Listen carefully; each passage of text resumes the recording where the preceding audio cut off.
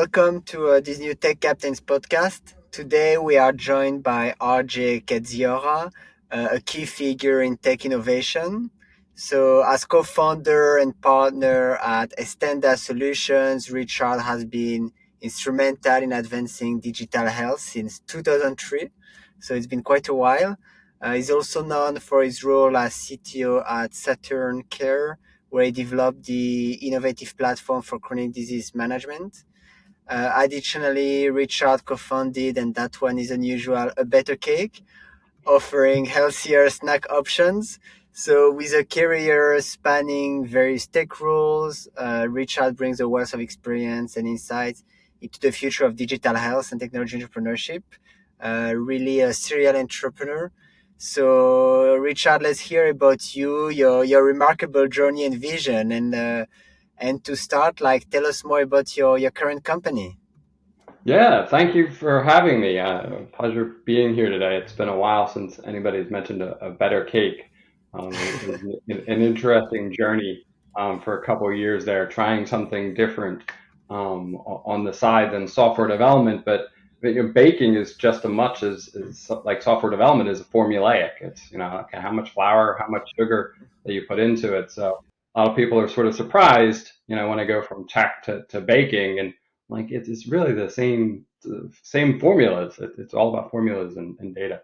So here at Estenda Solutions, co-founded it over 20 years ago. We've been focusing on digital health, software development, data analytics solutions for a mix of clients from large Fortune 50 medical device manufacturers to startup organizations. And it's always revolved around the idea of data.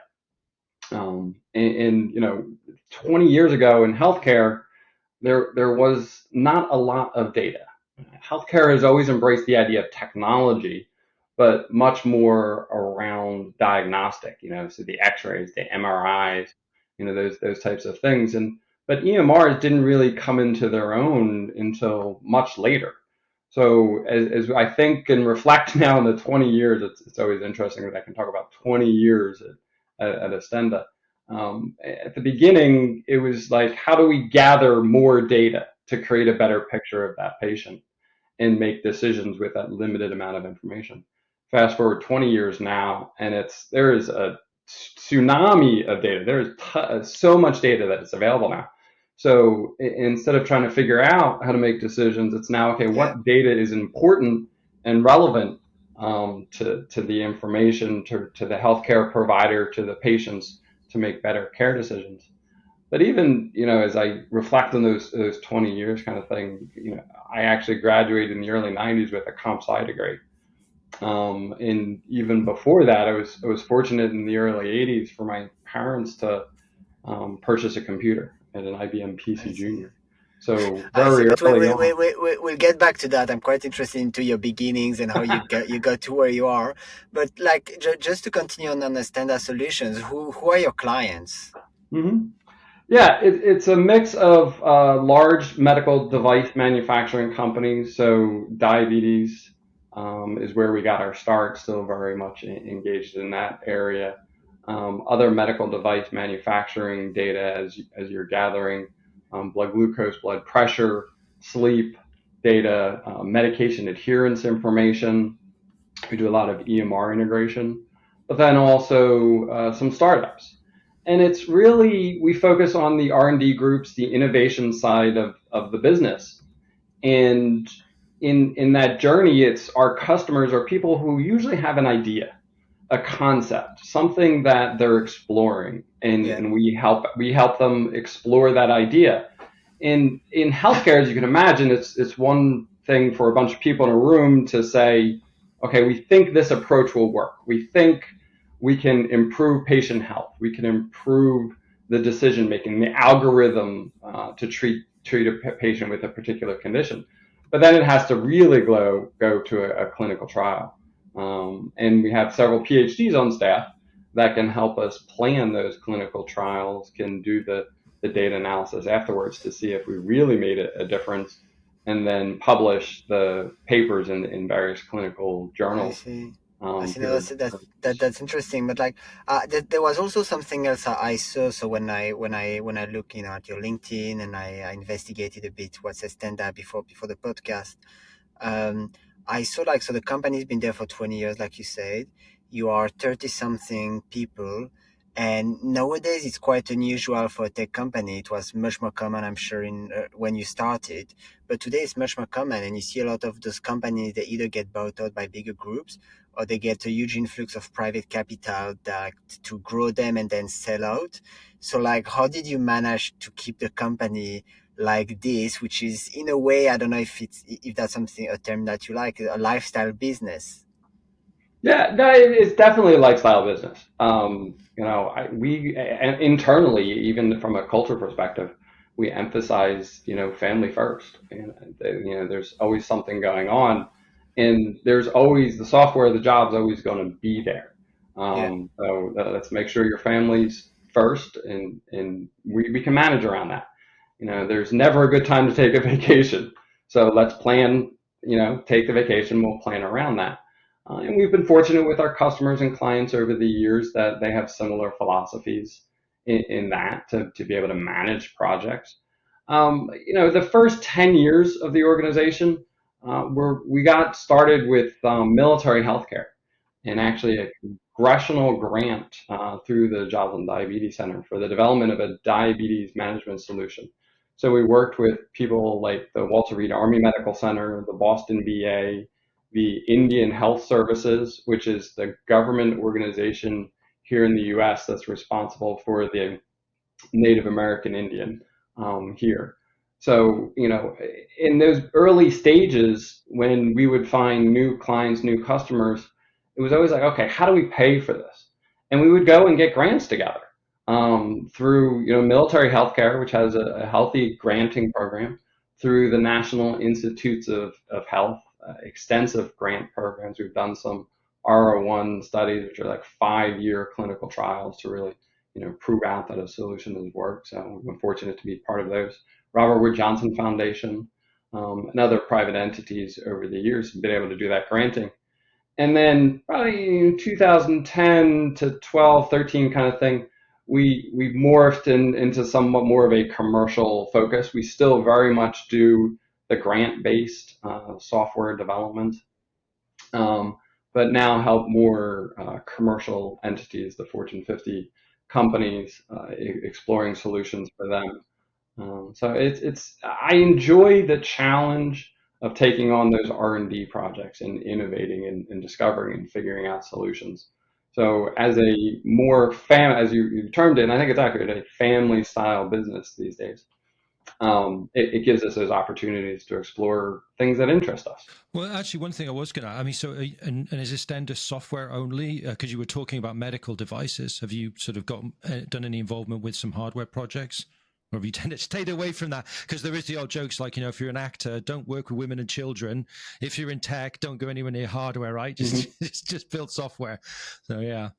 Yeah, so we did years ago become ISO 13485 certified, which is the standard for quality systems related to medical device software when you go to the FDA and other regulatory bodies. But we haven't done anything on device. We've always dealt with data off the device. As that information is coming off the device, how do we generate value around that information? And now, RJ, let's go back to a bit in the past and like to tell us how you started. So you had a computer science degree from university, and like, did you start very young before the degree, or like how did that go? Yeah, it's that goes way back, and you would probably be here hours talking about all those stories. But yeah, I was fortunate. My parents were able to purchase a computer, and when I was in seventh grade, it was an IBM PC Junior. It had an infrared keyboard, so you could be across the room, and then so you could actually see the monitor at a 20-point font. So it was rather amusing. But you could, and friends had the Commodore 64, and we had the Atari. I was the first person to play the games. I loved playing all the games. Spent plenty of time growing up playing computer games, but was also very intrigued by the power of what computers could do. So I started programming, very early on, my own little games, graphics to the extent that you could do stuff back then. But just really exploring what was possible. So going into college, I knew I wanted to program. It was clear that that's what I wanted to do going into university. And even I had a goal, interestingly, of getting a PhD in artificial intelligence. That was, even in high school, going to university, I'm like, I am going to get a PhD in artificial intelligence. And that was the early days in AI, not at all what it is today. But then, interestingly, I got my job as I was getting ready to graduate and started looking at that paycheck versus, a lot of student loans and, 3 or 4 more years of college. And I was like, huh, and decided to, switch gears and went into more the professional programming around. Yeah, and just to kind of random things, I was looking at your profile. I noticed you have a certification for the psychology of digital behavior change. I was curious as to what is that exactly. I have a vague idea what it might be, but I'm probably a bit off. Yeah, that was my personal journey. You can't really tell here, as you're listening to, or you might see video, but I did lose like a little more than 50 pounds at one point in my life after I got married. So you look at those wedding pictures and it's like, oh wow. And it was a combination of eating better and exercising. And I race triathlons now, kind of thing. So over the years, I've been able to maintain that and everything. But it's really about behavior change. And everything that we do in digital health, a lot of diabetes, type 2 diabetes, if you can eat better and move, it's not even about exercising, walk. Everyone talks about, parking a little further away when you go to the store. And so you got to walk a few more steps. Those things are important. And so, yeah, when I went off and got that certification kind of thing, it was really about that, to learn and explore more about the idea of behavior change. How do you drive that change in people's and individuals? The U.S. here has an obesity crisis. And a lot of that is driven by our behaviors and healthcare. The healthcare expenses are through the roof in the U.S. and quality of care is probably not as good as it could be. There's not, in my opinion, not a lot of personal accountability for your healthcare these days. And so the more we can drive that behavior change and increase the accountability, I think the better off we're all going to be. So how much of that, because there was a famous book, wasn't there? I think it was called Nudge, which talked about, it was quite a big book about, 15 years ago. And in fact, actually, it might have been longer than that, because here in the UK, one of the governments we had actually set up a nudge unit at one point.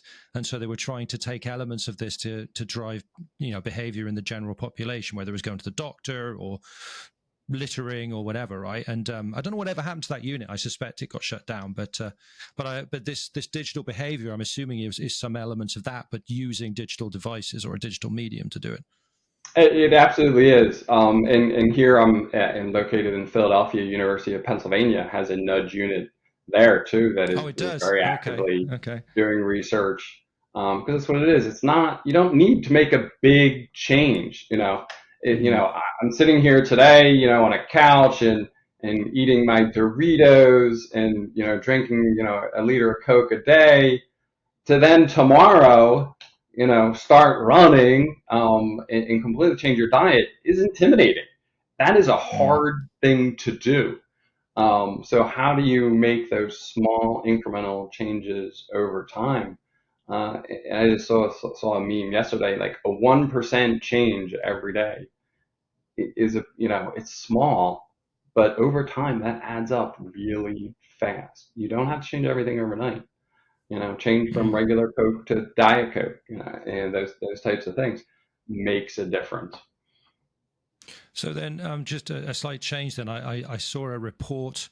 I think it was on the website for your company around the HIMSS this year, HIMSS conference, and it talked about security and specifically concerns around medical devices.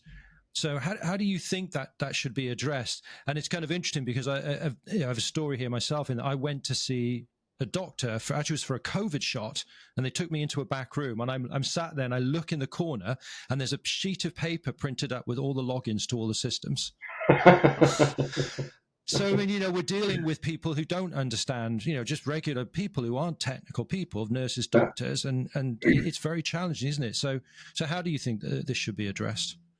It's an interesting challenge because it's not all technical, just as you pointed out. Right. It would have been very easy for a dishonest person to grab that sheet or take a photo of it and then be able to do something. And it wasn't about technology, it was about humans and behavior. So when you look at cybersecurity, there is an aspect of people and process. Let's make sure we have those things in place. We do here at Estenda and other organizations in the same space look at, and as we're developing solutions, think of security first, privacy first type of focus. So as you're designing these solutions, making sure you're keeping them in mind. And as part of our ISO process, it's very template checklist driven to make sure that you are thinking about all the things that you need to think about. And you may decide, okay, this particular thing we're not going to address today, but you've thought about it. You've made a conscious decision then. And another part of it is training from the software developers and the quality assurance groups to train them in security principles. And that's where you have to start from the ground up.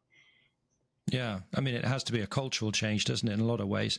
And then I saw a term. Again, is what I love about doing this podcast and the research is I read things I've never read before. So there's IOMT, so Internet of Medical Things, which I didn't realize. And so if you look at IOMT specifically, I think there are concerns about PHI, personal health information. So you have patient monitoring, services like that. What do you think about that more specifically? Because I think that's really growing. I suspect your business has probably been involved with some of those initiatives, right? Mm-hmm. Yes, it's definitely growing, and it's the access of that which excites me. The access of that data is becoming passive. So, as I've been doing this for 20 years, I wore some of like the early heart rate monitors and things like that, where it had various leads that would be under my shirt kind of thing and it was just hard to wear. You didn't want to, but now there's the Apple Watch and the Aura Ring and several other, products like that you just don't think about as you're wearing them day to day and are capturing all of this information about you. And yes, those things, those tools, those technologies have to include the ideas of security, because what happens to that data? Where does it go? and you can learn all sorts of information about an individual. They've looked at things of like, in not specifically medical, but cell phone tracking data, and people have been able to figure out where U.S. Army bases are around in the world because they've been able to track that information. So unwittingly, you could be revealing information about yourself, your surroundings, and what's going on. The Apple tag. But it's not just. Yeah, but it's not just where it goes, is it? It's also who owns it, because you have the patient, you have the software provider, you have healthcare providers in there that might touch it.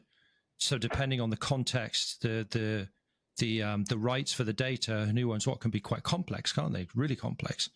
Yes. In the EU GDPR, which we deal with in numerous projects, I think has a better approach to it. There is a lot of things that you have to deal with and factor in, kind of thing, and it's overhead in a software development project. Does make things more difficult, more time consuming, but for a very good reason. It's about the privacy of the data and who owns that. Here, in the U.S., we do have the HIPAA, privacy protection laws around just that. So we do the same thing.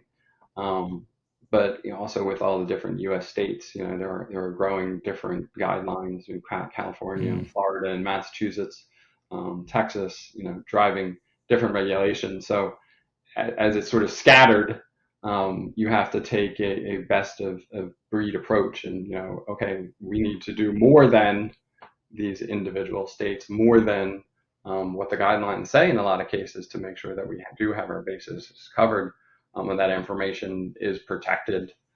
Security first, zero trust architectures, as you're building these solutions, to make sure that the wrong person isn't seeing the data, even if it's internal.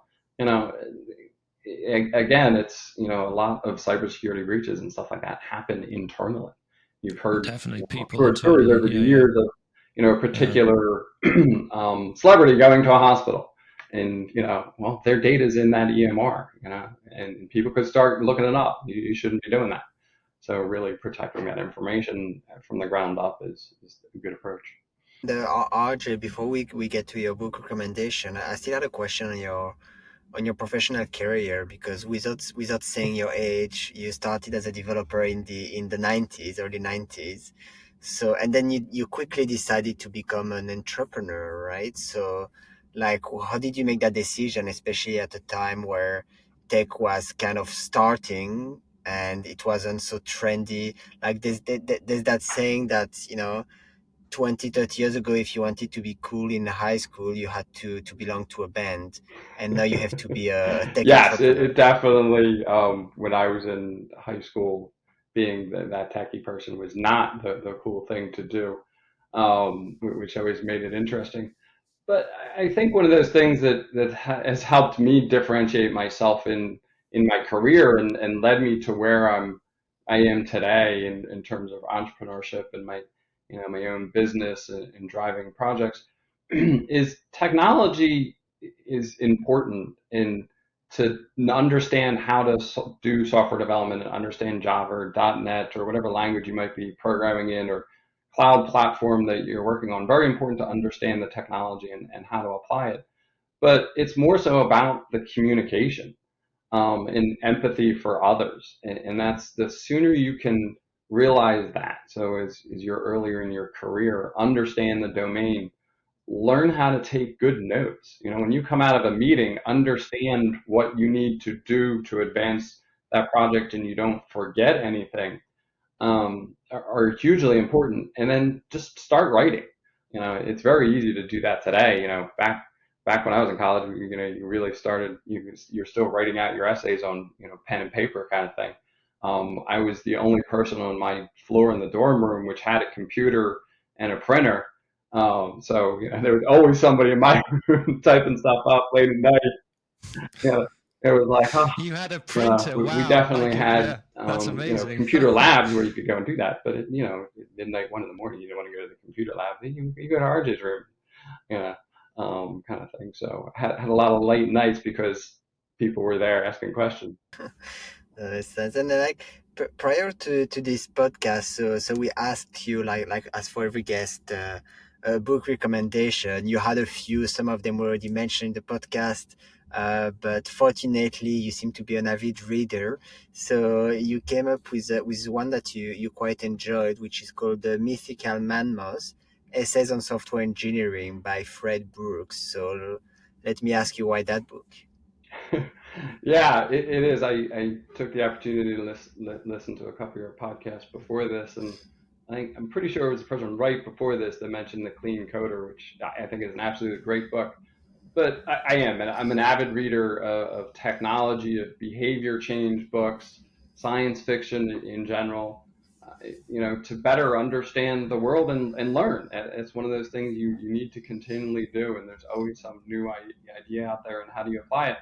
And as I was reflecting on the book, the Mythical Man Month came to mind very quickly, and then I went back and looked at it, and it was published the year I was born, which is pretty crazy.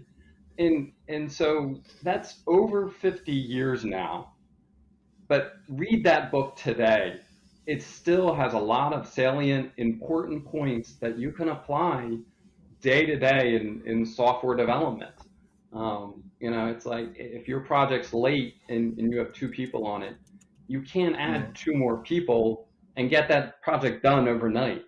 You've increased the number of people in that project, the amount of communication that has to happen, and all those things take time. So you're not adding more people to a project to get it done faster. That was 50 years ago that people were talking about it.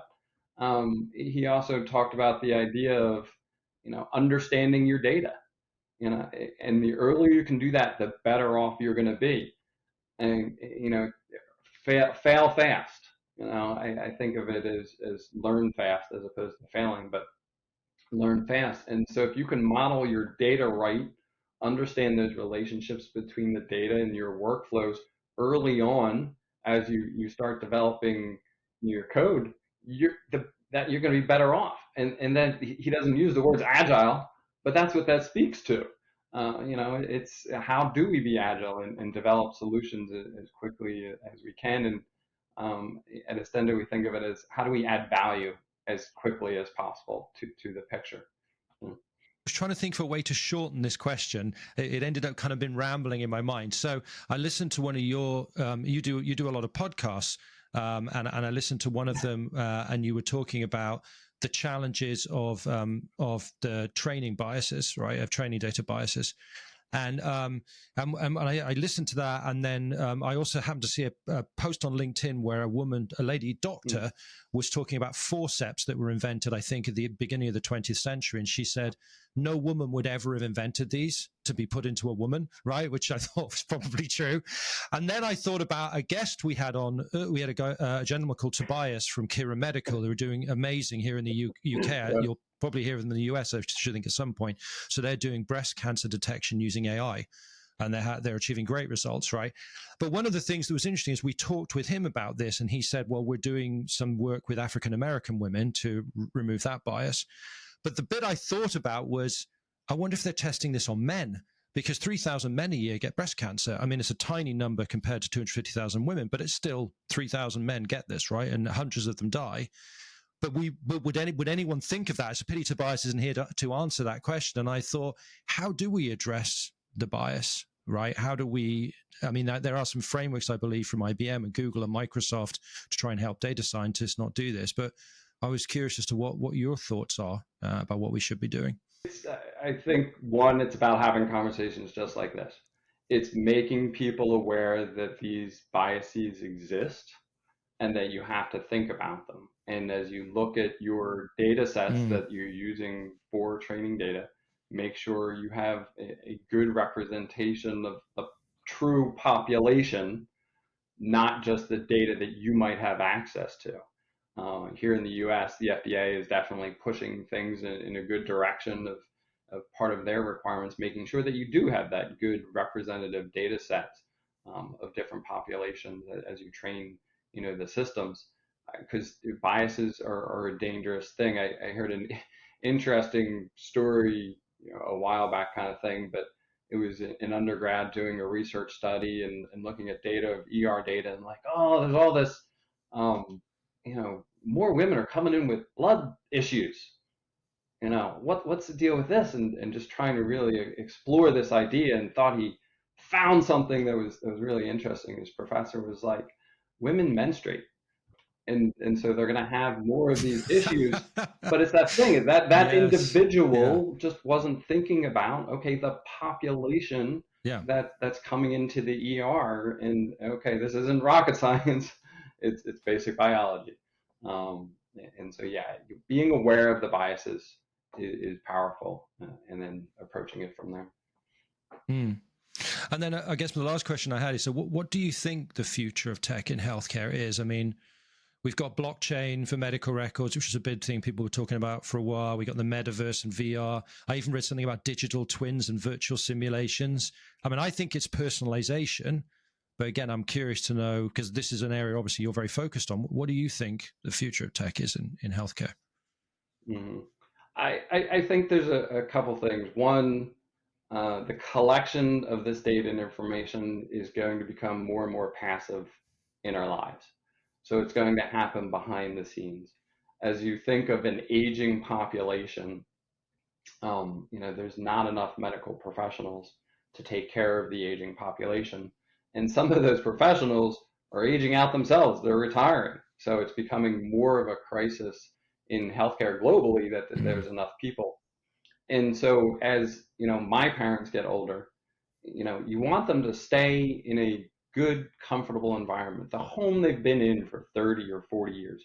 You don't want to have to move them to a care facility or a nursing home. It's like, how can we lengthen their stay in an environment they're very, very comfortable with? And that's where that passive technology comes in. There's definitely some companies already doing this, but putting a sensor under the mattress or on the coffee pot or the toilet seat. So then from that data, mom got up this morning, went to the bathroom as she normally does, got her coffee, opened the refrigerator, and okay, this is good. And that she gets up at 6 o'clock every morning, boom, boom, boom, boom. So if there's a day where she's like, it's 8 o'clock, she hasn't woken up because she's still in bed. Okay, hey, let's call her up and check in and see how you're going. So the idea of passive technology is becoming very powerful. But to be able to understand that data is AI. Like AI is really what's going to be driving so much change in what we do. Not just the chat GPTs, the large language models out there that are going to make a difference, are making a difference today. If you are not experimenting with these tools and technologies, regardless of your profession, you're going to fall behind very quickly, because it's not about what they do today. It's what they're going to be capable of a year, 2 years down the road. Absolutely, And it's just accelerating faster and faster. Yeah. Well, RJ, thank you for coming today on our podcast. And to everybody listening, we will be back in 2 weeks. Bye-bye.